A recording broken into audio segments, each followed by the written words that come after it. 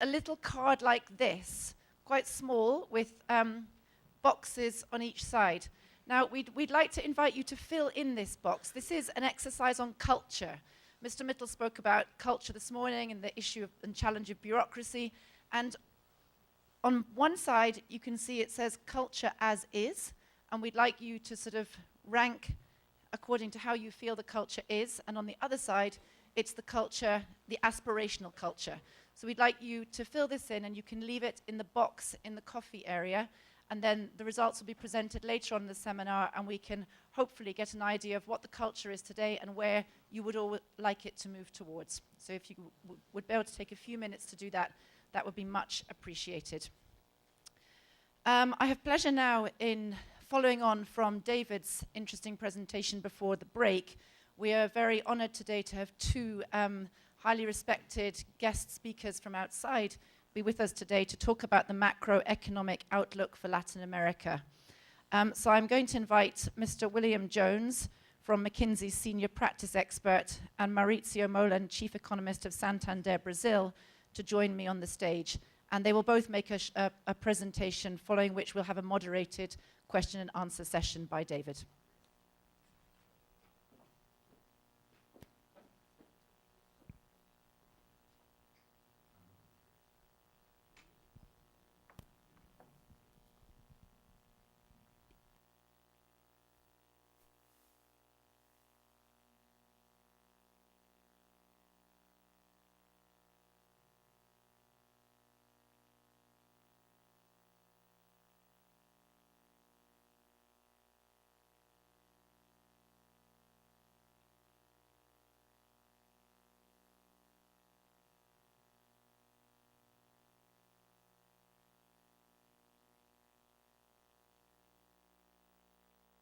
Go to the day here in Brazil, and when I came to Brazil, we were just about in the first year of the debt crisis and about to embark on 10 years of pretty severe macroeconomic chaos, hyperinflation, profound exclusion from capital markets, a very difficult situation in which to do business.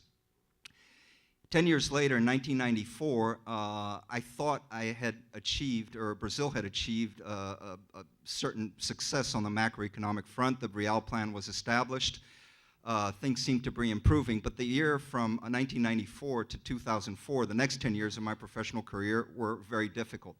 If inflation had been somewhat won, certainly macroeconomic stability had not. And in the third decade of my professional career, I actually thought I would have the benefit of conducting my professional career within an environment that was more conducive to growth, to investment. And it seemed to be the case in the first half of the decade from 2004, 2009. But as I look to probably the last decade of my professional career, I can't help but be somewhat feel that I have to be optimistic to have a more optimistic perspective on the country and on Latin America as a whole, particularly the larger economies. So let me tell you a little bit. We're going to talk to you about, present a perspective on Latin America, a view of the region's recent performance, and a productivity-based perspective on why the performance has been what it has been, and perspectives on what future performance might be like given different policy conditions.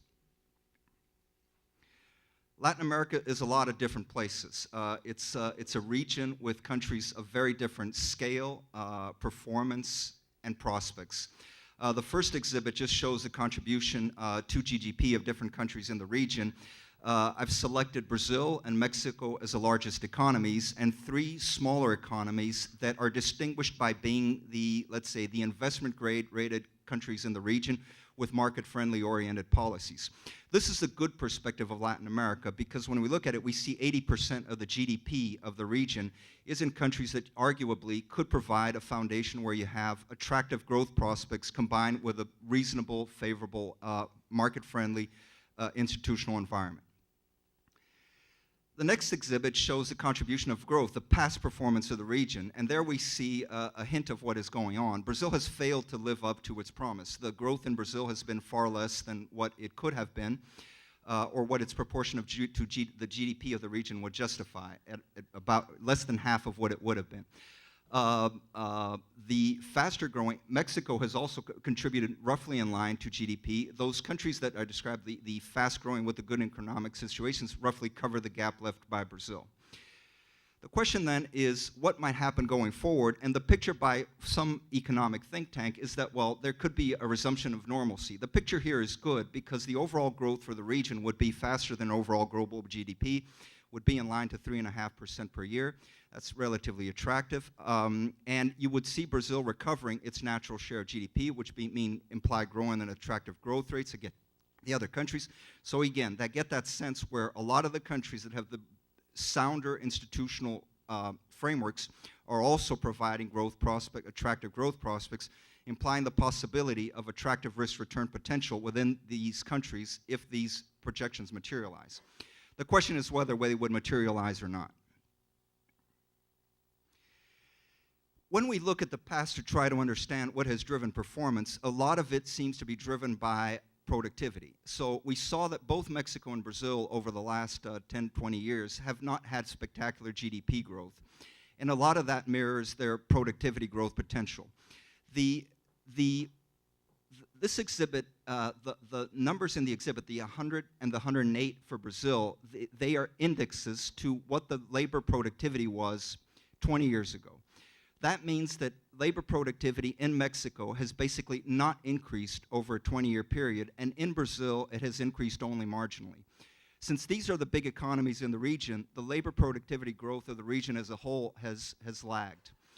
And it has been insufficient that the small Latin American tigers, let's put it that way, have grown their productivity at attractive growth rates because simply those economies are relatively small in the region.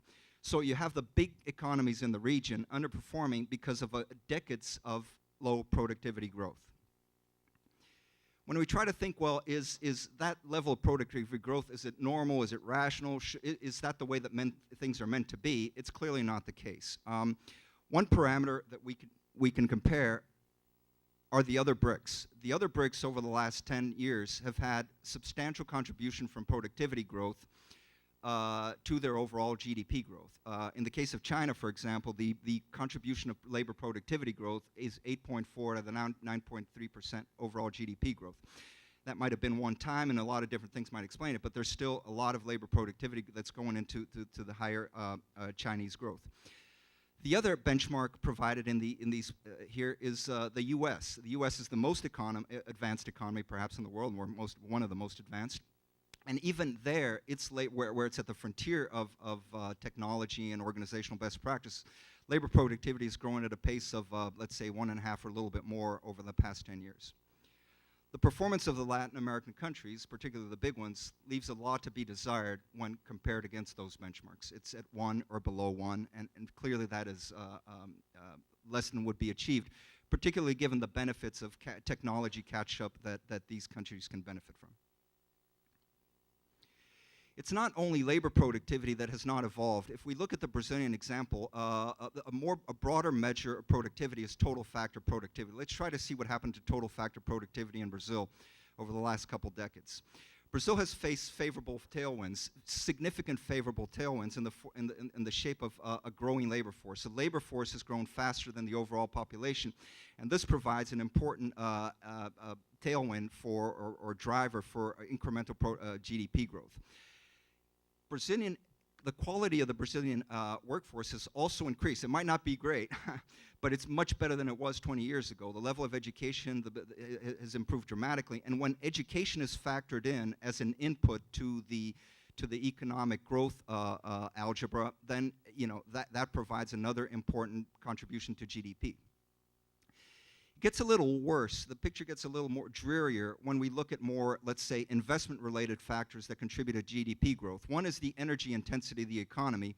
And here we see that the energy intensity of the economy, the amount of energy that it's grown, it's contributed to overall GDP growth, but the contribution is similar to that of the labor increase. So you can almost think about the energy intensity per worker has really remained stable over this period.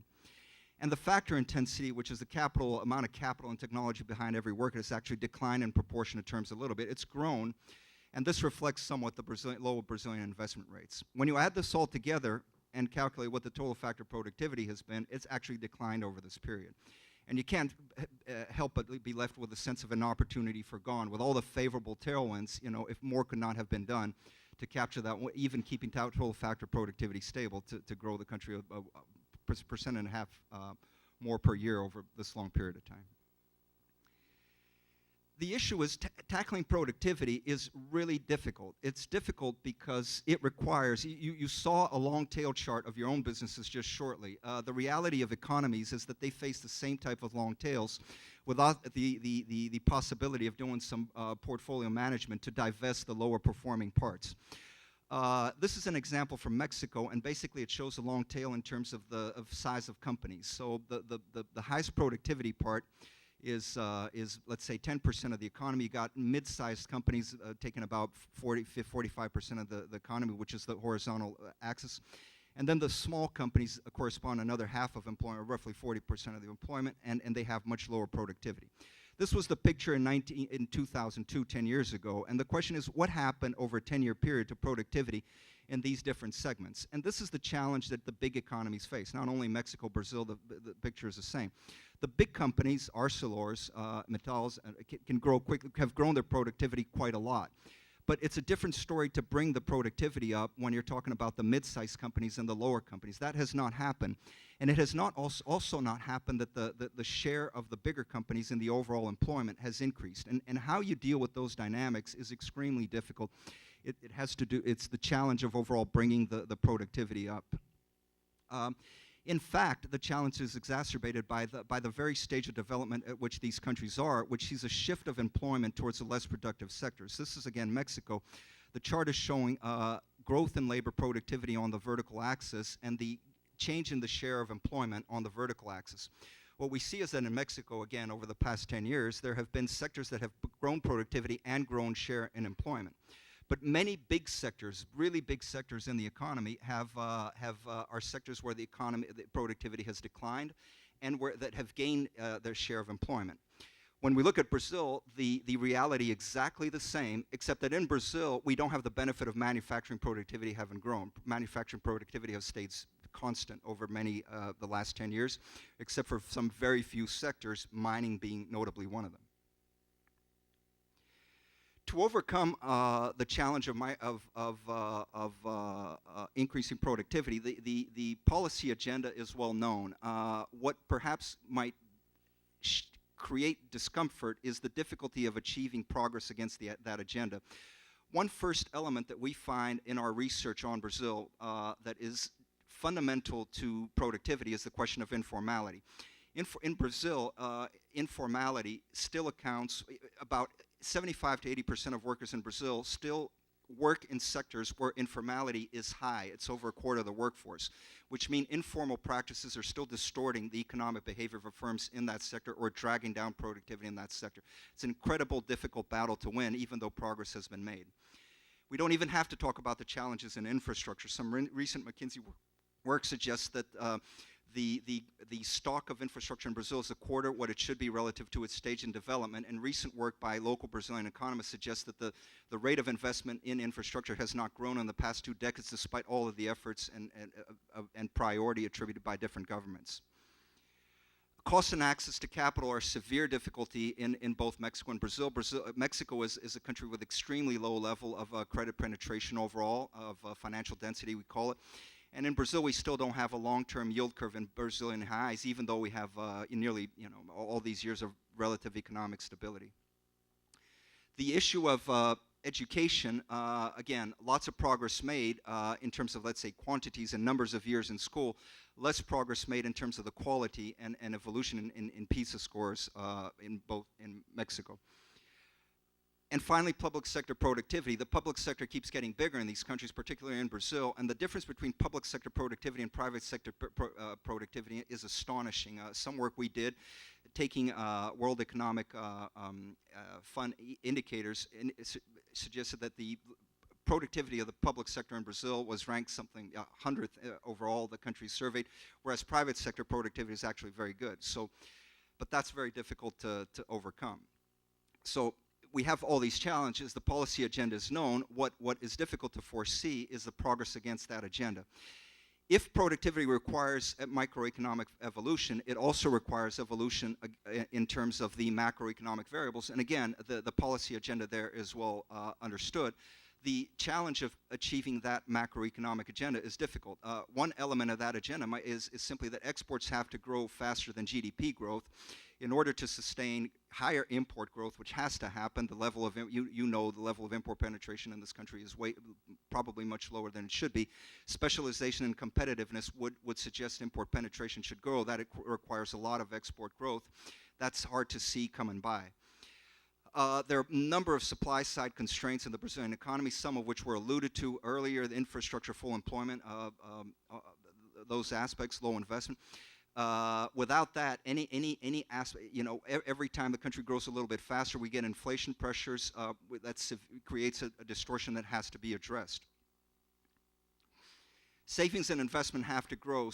Investment has to grow, otherwise the continuous issue of low capital intensity per worker will likely permeate or convert into current account balances that would put the economy at risk. And finally, you've got to keep the public sector spending from becoming a cushion and resolving the problems for the country when, let's say, more healthy factors driving GDP growth fail to work, lest you put the investment grade rating that was so hard to achieve at risk. If the microeconomic and the macroeconomic agendas to increase productivity are difficult to implement, are challenging, then the prospects for the regions over the next, as I look at the next 10 years, they may not be that great.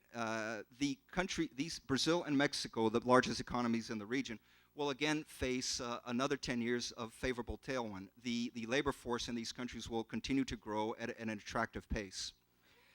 But if nothing happens to productivity, if material progress is not made on the micro or macro front regarding the measures needed to increase productivity growth, and we're locked into the productivity growth of the recent past, what we see is a repetition of the 2 to 3% growth rates that I think are much less than the country needs, that I would desire, or that your company needs, and companies like yourselves, to make it a really exciting investment prospect. Thank you very much. Pass the word on now to next speaker. Thank you.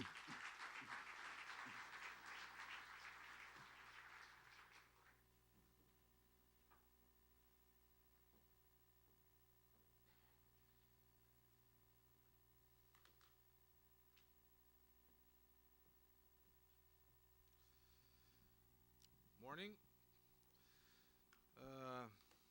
I would also like to thank you, ArcelorMittal, for the invitation, for the opportunity of sharing our views on the economy regarding Latin America, particularly countries as Brazil and Mexico. I will also talk about our prospects for the region, but I will have a financial markets approach. I would like to emphasize the issue related to the changing that we are undergoing as a consequence of this rebalancing of global economic growth in the world. The developed economies growing faster than recovering faster than emerging market economies. I will talk a little bit about the trends and the implications of this growth rebalancing to Latin economics, talk about some challenges and some opportunities for the region. First of all, it's important to have in mind that we have seen some financial markets volatility, in the financial markets, particularly on the currency markets, particularly on the U.S. bond markets, and this is affecting the world economy in general. It's affecting emerging markets, it's affecting Latin America, particularly affecting the currencies. It should not be so bad. After all, we are talking about a recovery in major developed economies. The United States is already growing around 2% in average, probably still not enough to catch up from the recession.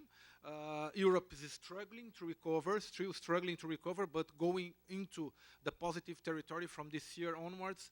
And emerging markets probably having some difficulties to maintain the same pace as they have sustained some time ago. For instance, from 2003 to 2007, emerging market economies have been expanding 7.7%, and they are probably going to grow something closer, something between 5.5 to 6% in the following, the next 5 years.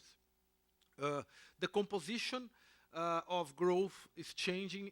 This new composition is not favorable to emerging markets, because emerging markets, they, in general, and particularly Latin America, they are, in general, exporters of commodities, and the most important markets for those economies are in other emerging markets areas. So that's why the recovery, the first factor why the recovery of the global growth is at a first moment generating some volatility, particularly to emerging markets. A second reason why we may see some volatility is due to the conclusion that the strong capital flows that we have seen in recent years, the huge amount of liquidity won't be the same in the next couple of years. Imagine that in the beginning of last decade, net capital inflows to emerging markets were around 200 to 300 billion dollars per year. And this has increased due to the liquidity expansion on developed economies towards something like 1.5 trillion dollars per year. So we should expect some reduction on this amount of inflows, but not something very drastic. We are not going to see these capital flows going back to 200, 400. They are probably going to remain around 1.2, 1.3 trillion dollars per year. So, but the fact that this is changing has dramatic implications, particularly for asset markets, particularly for currencies, and it's generating some repricing of currencies in the world. And how is Latin America going to be affected by that? One important characteristic of Latin America is that labor costs have been increasing very fast in recent years due to the commodity super cycle. We have a problem related to competitiveness, and as a consequence, external accounts have been deteriorating for those economies. As a consequence, we conclude that there is some currency overvaluation at some degree in each of the most important Latin American economies. So what should we expect for the near future as a consequence of this growth rebalancing in the world? Particularly a realignment of the currencies, particularly the depreciation of Latin American currencies. The issue of competitiveness can be seen by the fact that LATAM exports have been growing below world exports recently, and also slightly below China imports. As I told you, Latin exports are basically, in most countries, most of exports are related to commodities. In Colombia, Peru, Brazil, Chile, and also very dependent on other emerging market economies or other Latin American economies. So if growth recovers faster, stronger for developed economies, is not as favorable for emerging markets which are exporting to other emerging markets or to China or to Latam. So as I told you, we should expect, as a consequence of this fact, we have been seeing current account deficit increasing. The current account deficit in Brazil is reaching 3.5%, increasing 1 percentage point from 1 year ago. Some countries, such as Peru, have reached almost 5% of GDP of current account deficit, a huge increase from 2012, and is generating, of course, imbalances on external accounts. This is the flip side of the coin of low competitiveness, of a problem of very high unit labor costs and competitiveness issues. Particularly, as we see in Brazil, some government efforts to sustain economic growth through measures aimed at generating an impulse to demand have been, as a consequence, generating higher current account deficit instead of higher domestic production. As Bill have already mentioned, industrial production in Brazil have barely increased in the latest 5 to 7 years. It's almost at the same level as it was in 2007, 2008, which means that all additional demand generated in the economy is being fulfilled by additional imports. So the consequence, currency overvaluation, And as I told you, our prospects, our forecasts for the currency are usually for a weakening, except for Mexico, which has a different dynamics, more related to the US, not as dependent on commodities and not as dependent as emerging markets. They have been, they will probably be favored by the pace of recovery in the US. We expect the BRL to weaken by 20% compared to 2012, reaching almost something like 255, and this is our main forecast for the currency. In general, we are going to see an important weakness. This process of weakening currency will probably continue next year. It's a part of the adjustment which have to happen in Latin America. The countries and how each country, how is it going to affect the economy of each country? It's going to depend basically on the level of inflation for each country, or the magnitude of the pass-through of currency depreciations to inflation. Brazil, for instance, is particularly vulnerable, as its inflation is around 6.5, already very high. And if we really end up having a depreciation of